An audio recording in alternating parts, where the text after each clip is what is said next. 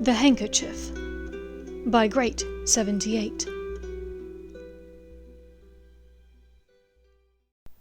Chapter 118. Generations and Gemstones. The next month passed in an oddly domestic manner, living at the Tonks house. It made Draco feel entirely confused, and yet generally at peace in a way that he had never encountered before. He woke every morning to breakfast with his 3 housemates, often staying behind to help Raffi with the breakfast cleaning and the washing up. He spent much of his day reading, working on defensive magic with Lupin, exercising, or playing old muggle board games with Tonks. At this point in her pregnancy, his cousin was starting to have lower back pain and insomnia, as Draco was often plagued by nightmares about Hermione, or the things he'd seen at the manor, or the things that went on at school in the past year. He was often awake as well. This meant that they both had company for a late-night snack of toast and eggs, apples and hot chocolate. Draco read the Daily Prophet, listened to the Wizarding Wireless Network, even skimmed Witch Weekly for news of the wizarding world, but all the news outlets were either steadfastly ignoring Lord Voldemort, or singing his praises loudly but vaguely. Draco found himself wishing that the Quibbler was still in circulation. Tonks occasionally tuned into a renegade show called Potter Watch, the host of which reminded Draco of Quidditch for some reason, but the news it brought was all rather depressing. Generally speaking, there wasn't much good news to report. Lord Voldemort had been spotted back in the country, after having been travelling, possibly overseas. He'd been seen near the gates of Hogwarts, as noticed by an eyewitness in Hogsmeade. There were, however, plenty of deaths, disappearances, and desertions to report. The Weasley house was abandoned, and the joke shop in Diagon Alley closed up. He sent a short message to Ginny, asking if she was safe, but was not surprised when she did not answer. He knew from Hermione that the family had moved in with Ginny's great-aunt Muriel, the advocate for thick ankles. Harper, his teammate on the Slytherin Quidditch team, had an older sister who was a squib. She was married to a muggle-born. The sister and husband had been murdered. Harper's family fought the Death Eaters in their home, and barely escaped to go on the run. Michael Corner's parents were tortured for trying to hide a young muggle-born witch in their home. The woman had worked with Michael's mother for years at a bookshop in Upper Flagley. The muggle-born witch was taken and was presumed dead. He was a bit surprised to find warmth coming from Ginny's coin a few days later. He had not expected to hear from her, figuring she either lost the coin or was pissed at him for his part at the manor. "I'm okay. Are you all right, Ferret?" "Weaselette, thanks for the concern. I'm fine. In hiding as well." "Yes. Heard about the goings-on in your house. Bill says you didn't identify Harry." Draco cocked his brow a bit warily. He asked, "What of it?" She replied, "Just wanted you to know that I appreciate it." "I didn't do it for you, Red." "I'm sure you didn't. But Luna told me what you did do. Using your handkerchief that way was pretty smart." "I think that part was Luna's idea, too." "Why don't you just call it a team effort and take the win?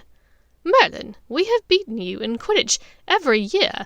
You deserve 1 win. "Sod off, Weaselette. Just stay safe, okay?" "You too, Ferret." The news he received from Hermione a day or so after meeting her was, if possible, worse than the information that had come from Potter Watch. "Harry says V got the Elder Wand. Turns out Dumbledore was the last owner of the wand. Harry says he broke into Dumbledore's grave to get it." An image came to mind of a wand flying up overhead, and off the astronomy tower, soon to be joined by its deceased owner. "For the true master of the wand will be disarmed, and it is his wand that shall prevail." Draco's stomach plummeted. This was it, then. Dumbledore had been the wand's true master, and had finally been disarmed after his death. Lord Voldemort had it, and was now apparently unbeatable. His insides roiled with the knowledge. He's a sick fuck, my. But how does Potter know this? Even Narcissa, who ate meals and was forced to sit in on meetings in Voldemort's presence a few times per week, had not noticed this. "Harry sometimes has visions. He sees from inside you-know-who's head. It's almost like he is you-know-who. It's rather creepy, and I think Dumbledore worried that V could see into Harry's head as well. Maybe he could. But Harry is refocused. He says he can control it now. I think losing Dobby made him finally understand how to occlude." Draco recalled Narcissa saying that Potter had seemed distracted that day, as though he was in two places at once during the last moments in the drawing-room. And he remembered years before, Potter collapsing in Trelawney's classroom, and again in their History of Magic OWL exams. At the time of the OWL exam, Hermione had said that he'd had a vision. Draco had assumed that he had seen things from an outsider's perspective. Had these incidents been visions from Voldemort's point of view? God, that sounded awful. He tried to think of a positive spin to ask all of this, but there wasn't one. He asked, "So, did Ollivander make Potter a new wand? Perhaps something that can match the elder wand?" After all, Ollivander was quite knowledgeable. Perhaps he knew of a certain core, or a certain wood, or a combination thereof, that could defeat it. Her reply took a bit longer to come. "Actually, Harry is using your wand now. We asked Ollivander about the 3 wands that we brought back. Ron is using Pettigrew's, and it works well enough for him. But I have been trying to get Bellatrix's wand to work for me, and it does not like to cooperate. Do you know what happened to our wands?" Draco thought back. A snatcher, holding the sword, had a bag. As far as he knew, it had been left in the drawing-room. "I will ask my mother. What about my wand? You said Potter is using it. Is he finding it difficult to use as well?" Draco smiled a bit at the idea. He could imagine the resistance his wand would likely put up against Potter's magic. "Funny enough, it works quite well for him." Draco sat in shocked silence for a time. He always knew his wand would not perform dark magic very well, if at all. But to be told that not only was the wand not resisting, but that it was actually working well for his longtime rival, the scar-faced wizard, it threw Draco for a loop. It felt like walking up a staircase and missing a step. He wrote back, "I'm not sure what to say to that. That's good, I suppose, but it's not going to defeat the Elder Wand in a duel, Hermione. What is his plan? Is he going to rush the guy and wrestle the wand out of his grip?" That did work for Potter once, perhaps, but Draco doubted that Voldemort would be caught as flat-footed as he himself had been. "I honestly don't know, but we are working out another plan. Harry thinks there's a Horcrux inside Gringotts Bank."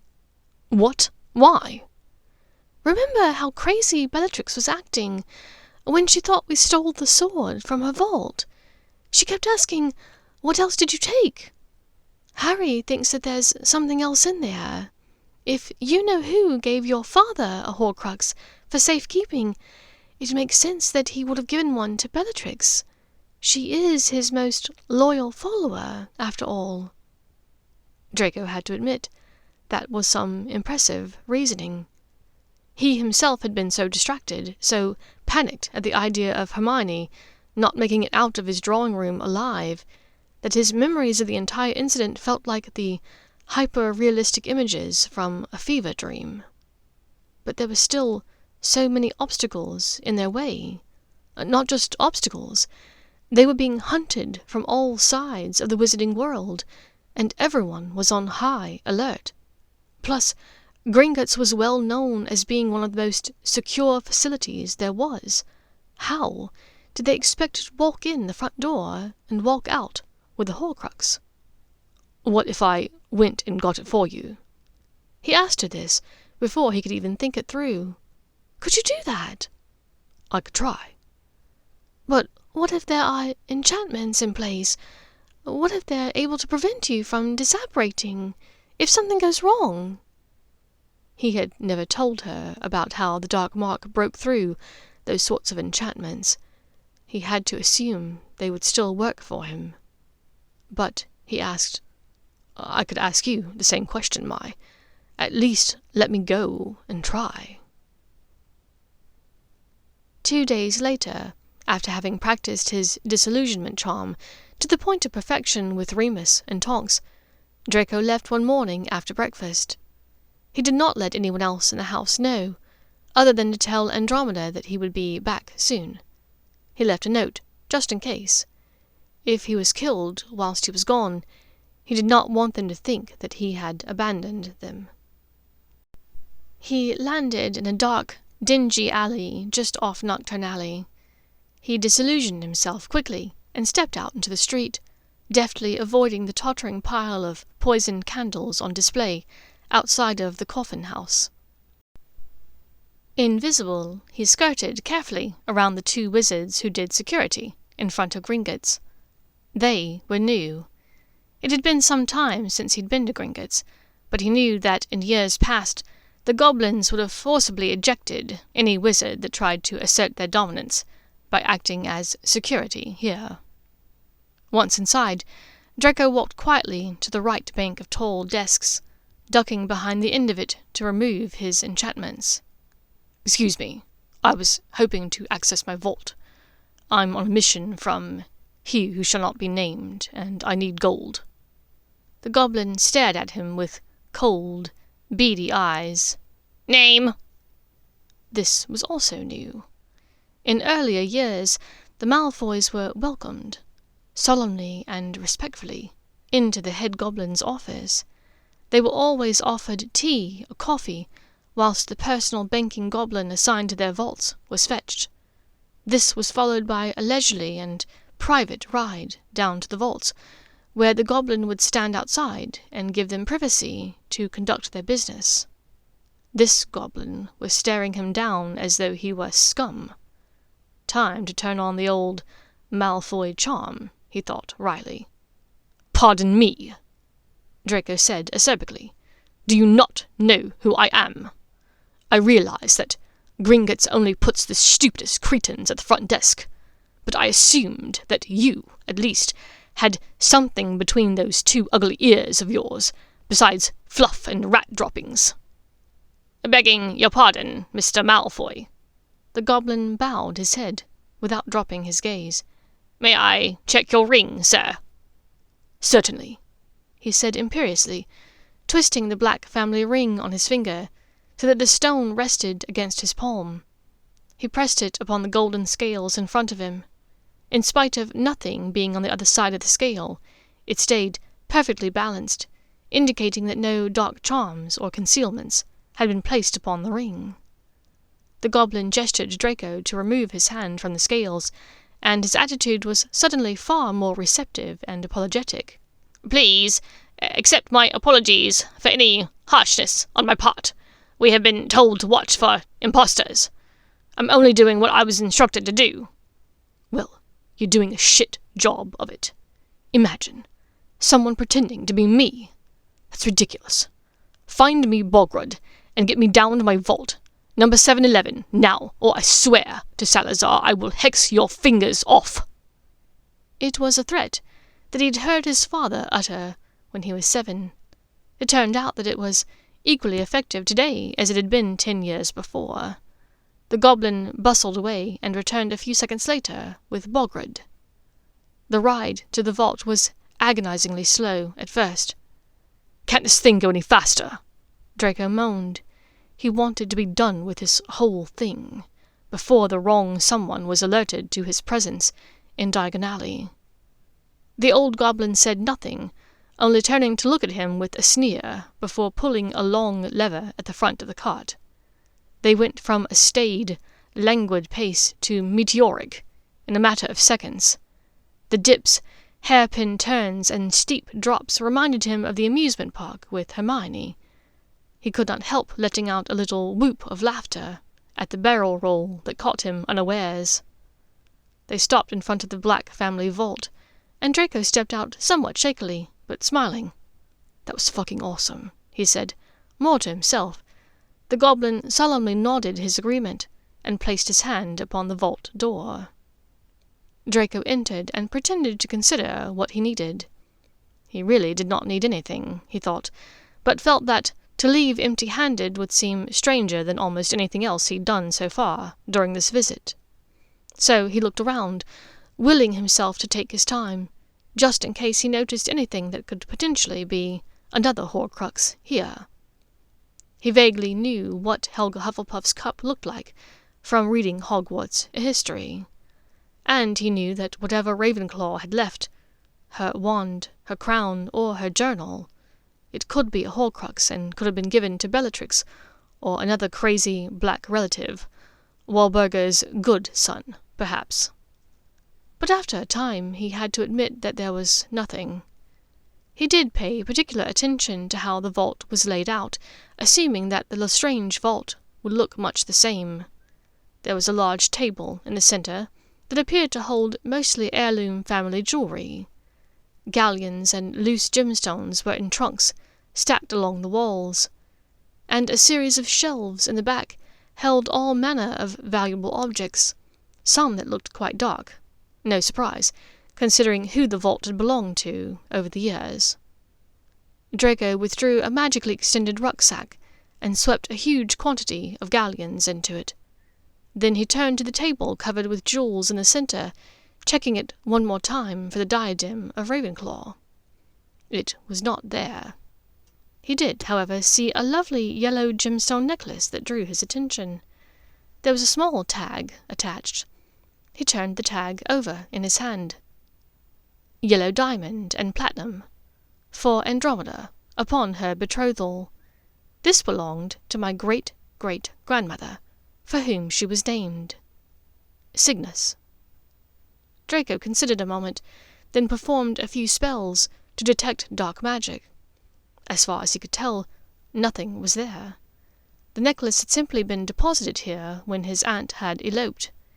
He closed the creaky and dusty lid on the wooden jewelry box and put it in his bag. A few pieces away, another item caught his eye. It was a brilliant gold gem bracelet.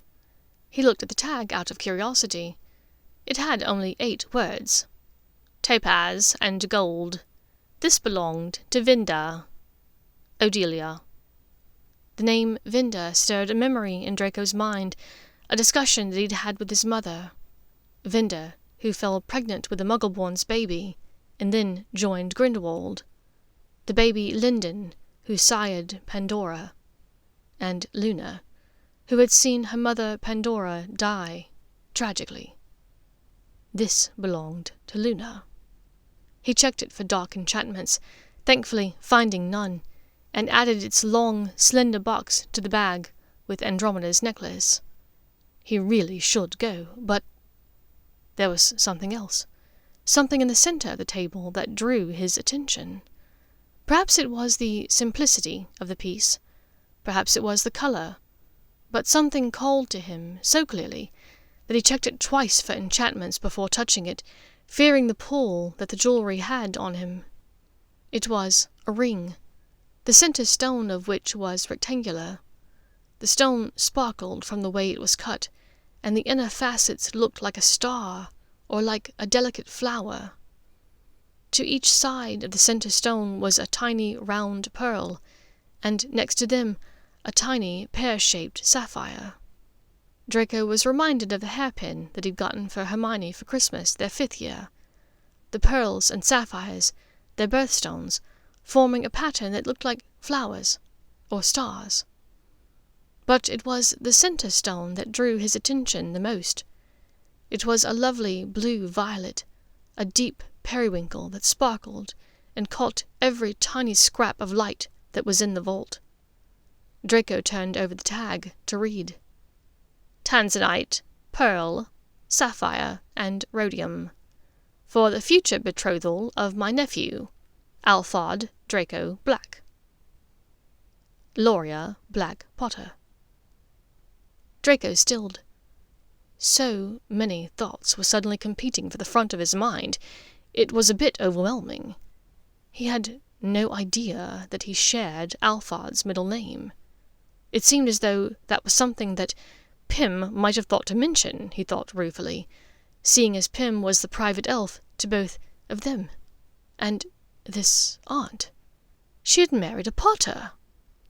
Well, not everyone was perfect. He checked the ring one last time for dark enchantments, and was satisfied that it was good.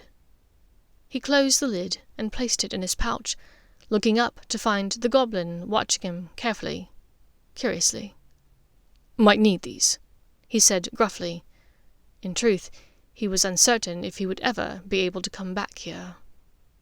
He checked the dark recesses of the vault one last time, his eyes falling upon a small pile of wands in one corner. He grabbed a large handful, 5 or 6, and stuffed them into the pouch. If there was one thing he had learned from his recent dealings with Potter and Hermione, it was that a spare wand would always be helpful. Back out in the corridor next to the cart, Draco pretended to have a sudden idea.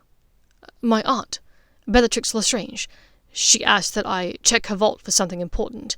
She just needed me to bring it back to her. Nothing large, you understand. But she is, indisposed, lately, and can't make it herself." Bogred's shrewd eyes bored into him. "You do not have the authority to enter the Lestrange vault." "I understand. I just need—" At this, Draco surreptitiously lowered his wand in his sleeve holster, just a bit. He gestured with his hand at the goblin, performing the wand movement carefully, unseen within his palm. "To take a quick look. I will not be very long in there." But his mother's wand resisted. Whilst he'd been able to carry off the imperious curse the previous year with his wand of hawthorn, the elm was unyielding. It simply would not allow it. "I apologize, Mr. Malfoy. I have my orders. If you will step back into the cart."